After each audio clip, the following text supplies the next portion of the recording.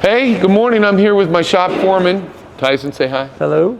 We got a Jaguar that was brought to us. The customer just had it to the dealer. It looks like, let me see that invoice. How many miles it's got on it now?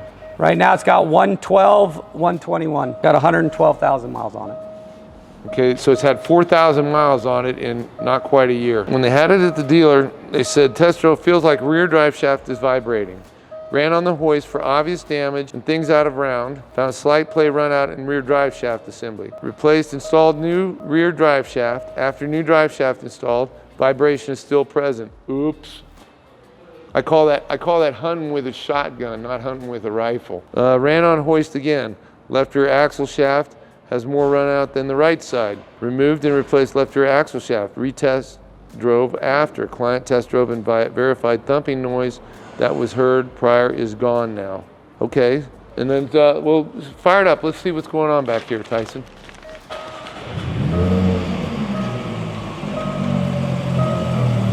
Okay, go ahead and take it up. Holy smoke! Holy moly! Well, they missed the wheel. The wheel, slow it down a little bit.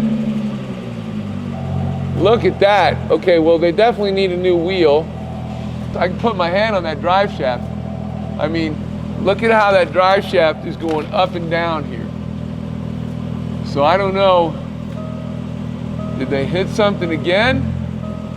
And look, the right side, you can see, isn't going like this. But the wheel is definitely bent.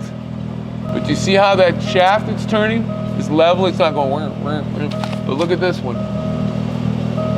Now I'll put a dial gauge on, a dial bore gauge on that, and let's measure that, Tyson. Go ahead and turn that off. I'm gonna put a dial bore gauge on it, get an exact measurement right to left. There's speculation, then there's accuracy, and so I want to be able to tell the customer there's 50 thou run out in that drive shaft, or axle shaft. Let's do that right now. So what my tech is doing here, I'm setting up a dial indicator with a long probe to get up there and there. I want to actually measure that shaft, how much run out is on it, because the bill shows that it was replaced last year by the dealer. And there's definitely, to my eye, there's definitely quite a big an out of roundness in that shaft compared to the right side. So we're going to take a measurement on the left side, then we'll take a measurement on the right side. We'll document that. The wheel is, I'm not even going to bother measuring that. That's like so obvious to your eye. They got a bent wheel. If they want me to put the axle in there when I disassemble it, I'm going to really be looking at a lot of things. How much is it? Right around 30. 30 thou. Is that it? We got all the way around now? Yep. Okay. So we're 30 thou, which is way excessive to me. Let's do the right, and so that we got a something to compare that to. A lot of times it takes a little bit more time, and you have to do that and use the right tools. That is the key. You have the condition, cause, correction, confirm. Conditions of vibration, the cause. We want to be accurate about that. We don't, and that's what we're going to do with the client, especially when they've had it to another shop, the dealer, and they're still having a problem. The correction, we'll get to that, and then the confirmation is I'm going to put in this new axle, and before I, put it all back together, you can bet I'm going to spin that up, and I'm going to make sure that run out is gone in that new axle. What do we got on this one, Tyson? Bouncing around 5. 5 thou? Yeah. Yeah. So on the right side, we got 5 thousandths a run out. So the left side is 30 thousandths, right side's 5 thousandths. That's 6 times more than the right side. So there's definitely a problem there. So now we can confirm our repair. We have something to compare it with, where before we didn't, or the other shop, all you have is your eyeball and you're guessing. That's why they probably replaced the driveline before they even got this axle. I'm going to go grab my paint gauge thickness measure, and I'm going to measure the paint thickness on the left side of this car. It's going to tell me whether this car's ever been, smacked on the left. So let me go grab that. Let me show you what this does. This will take a paint gauge thickness measurement. I put it on here. Okay, this panel is 5 mils thick. Now if I do it here, it's 4. We're going to find out if this truck's ever been painted. 4.5. So we're within a mil, 1 mil thickness on the paint. I'm going to just check it out. 4. That's 4 too. Okay. I want to check this car. You want to let it down?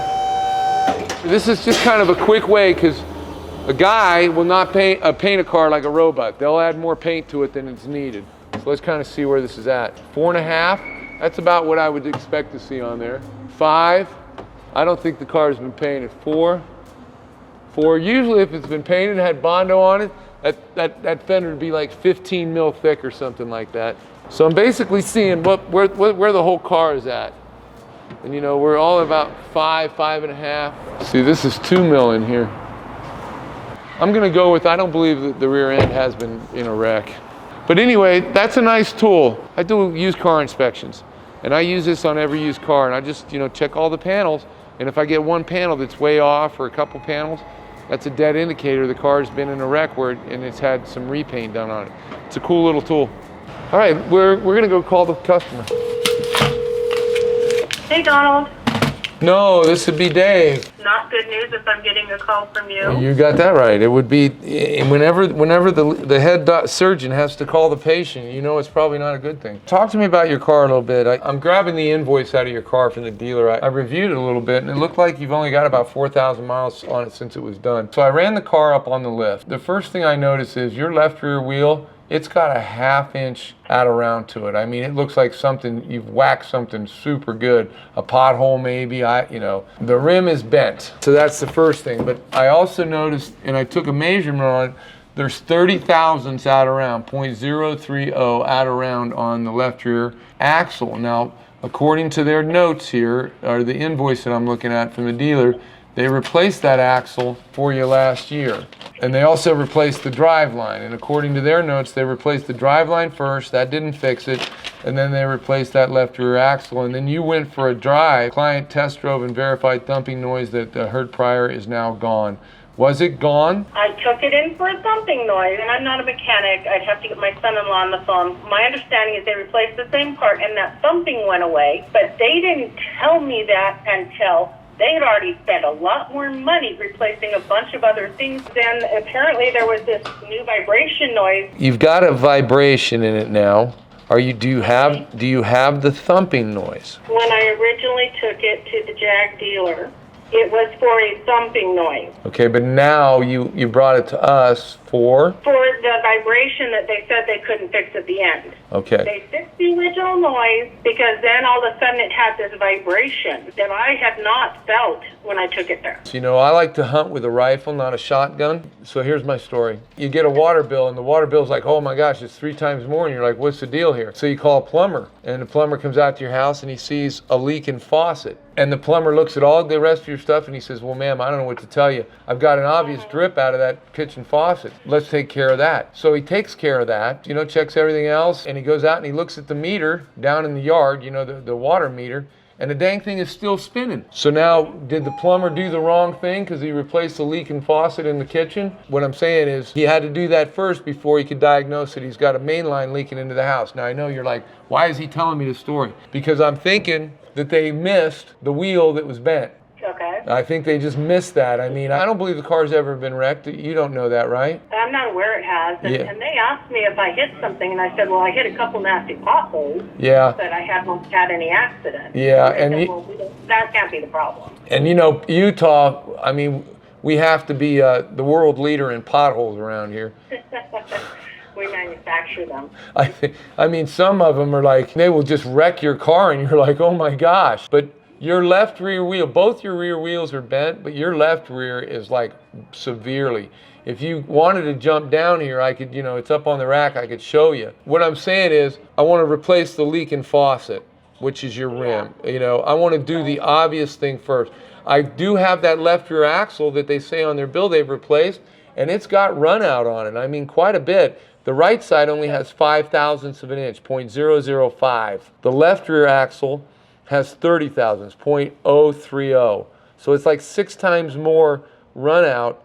But before I start, replacing a part that was just replaced last year, I want to fix that rim that's just, bent. And then, Okay. Since you don't have a thumping or anything like that, and then we'll see if the vibration goes away for us. That's really all I wanted to talk to you about. I hope that's not super bad news. No, and as you can see, I was a little traumatized by what the dealer did. Yeah. Well, I also saw that they had it for 2 months or something on the tick. Yeah. I had to buy a car to go visit my car to get them to even talk to me. They wouldn't respond to text. They wouldn't answer the calls. All this time, you've been replacing all these things, running up my warranty. And then when I get the car, it's in worse shape than when I took it in. No, you know, I'm gonna give you a little secret since you're a consumer, okay? It's called R152-11. You probably never, you never want to talk to me again because I tell the dumbest stories, it seems like, and I give you information, but I hope it's not useless. But R152-11, subsection 5, is the Utah Division of Consumer Protection, and it's the sales code. And what it talks about is that when you have any service done, they have to tell you 3 things: what they're doing, how much it costs, and an expected completion time. That's required by law. And if they don't do that, and it's more than $50, they're in violation of that code. But if you walk in and you never gave approval for $100, you don't owe them $100. I have one question I wanted to ask you. You said under the warranty they replaced the left axle. Yes, ma'am. And I haven't driven the car 4,000 miles since then. But the axle might need to be replaced? Well, according to our mileage here, you've put 3,500 miles on the car since they did the axle. They did it last May at 108,600 miles, and you now have 112,093 miles on it. So, yeah, they did a wheel bearing, they did a left rear axle, and a drive line. That's all on the ticket. And I'm telling you, the left rear axle is bent. It's bent. Is that possible to have happened in the last 3,000? No, not unless it got impacted or you were in a wreck or something like that. So no. I can guarantee that the wheel vibration is going to be gone when I get wheels that aren't bent on there. That I can guarantee. But is that axle going to continue to have a little problem? Maybe, but that would be under warranty through the dealer. You could just take that back to them and... Yeah, because they replaced it. Yeah. Anyway, I'll have Don get a price on a couple of rims for you. He'll get back to you later today with that. Perfect. Thank you, Dave. I really appreciate your time. Yeah, you bet. It's nice to meet you. Thanks for your business. Nice to meet you, too. Thank you. Bye-bye. Bye. Okay, I know that was a weird story for everybody, but you know, you got to let your shop do the obvious, man. You wouldn't want your plumber because you got a high water bill coming into your house and just ripping up your front lawn. If you had an obvious problem, a faucet leaking in the house, you'd have to fix that and stop that drip and then recheck to see if the meter's still spinning. Think like that when you're having stuff fixed. Don't hunt with a shotgun, hunt with a rifle. So I just got off the phone with this Jaguar customer, and she's decided she's going to take it back to the dealer, which I think is the right thing to do. They charged her for a drive line and an axle. As best I can tell, they overlooked the wheel situation. And she's going to go back and talk to them about it. And I counseled her that that would probably be her best option because perhaps in the interest of customer service, they might fix the wheels and call an outside source to come in and straighten those wheels out and get rid of that vibration. So I hope she gets it resolved. Thanks.